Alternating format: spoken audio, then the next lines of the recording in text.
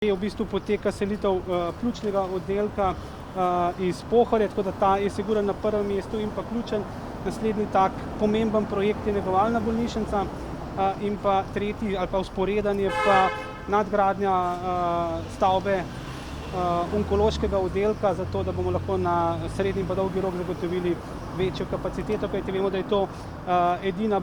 klinika, ki pokriva onkološki del v vzhodni Sloveniji in potrebuje dejansko širitev. Iz tega istega razloga smo v ta trenutek še osnutek splošnega dogovora, za katerega računamo, da bo v naslednjem tednu sprejet na vladi, tudi umestili paliativni mobilni tim v okviru Univerzitetnega kliničnega centra Maribor, kot še 4 drugih zavodov oziroma bolnišnic v Sloveniji, se pravi, in eden od teh 5 se postavlja oziroma se sredstva namenjajo ravno za Maribor. Kajti vemo, da to je pereča tema in moramo napraviti pomembne korake, da izenačimo ne samo dostopnost do zdravstvenih storitev, ampak zdravje znotraj Slovenije oziroma med vzhodno in zahodno regijo.